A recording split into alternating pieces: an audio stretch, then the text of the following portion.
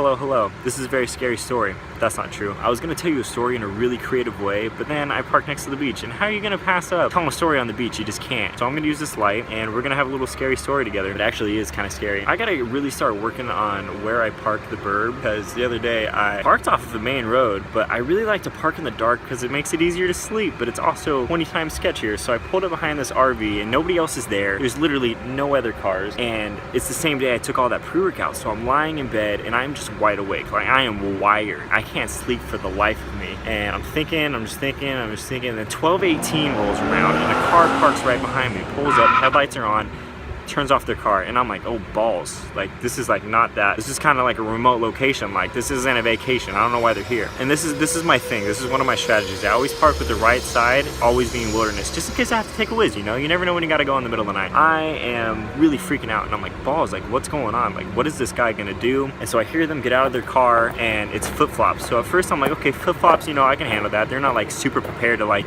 throw down or anything. Like, they probably don't know I'm in here, and if they're trying to rob my car, like I'll just yell or something. They're not prepared. And so they shut their door, and they're walking, and they get to the front of the Burb, and then they just book it. They just take off into the wilderness, and I'm like freaking out. I'm like, oh balls, oh balls, oh frick, oh balls, you know? I'm like, wow, where is this guy going? And I'm like peeking out the window, looking the curtain, and I don't see anyone. I literally do not see anyone. I just hear footsteps just taking off, and I'm like, balls, man, like that is really concerning. I just like stay looking outside of the window for as long as I can, and it's just like wilderness, man. It is just wilderness out there. So flip-flop, man, if you're still out there, like, wow, killing it. But then for like another hour, the pre-workout, one, wasn't wearing off, and two, I'm thinking about, wow, what is this guy? This guy's probably out there, and he's probably just like, I don't know, he's a creeper, so what am I gonna do? Am I gonna go to sleep or what? And then I was like, you know what, I'm gonna really try to test my faith with God. Not gonna try to test it, but I'm gonna really put my faith in God and be like, you know what, God, I really trust you to keep me safe in situations like this. Even though I made a poor decision on where I parked, like, I know that you are omnipotent and you will protect me, and if I pray the prayers, if I believe the prayers that I'm praying,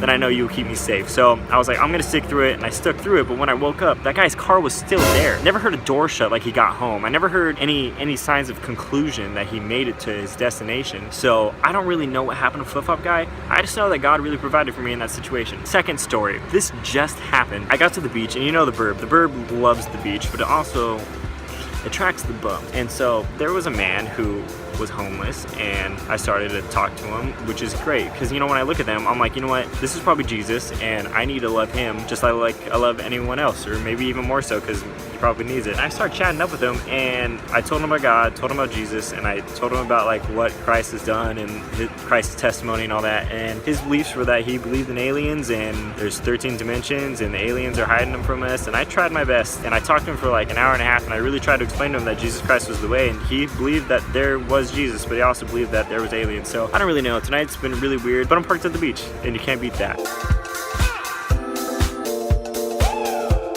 So stupid. Dang it.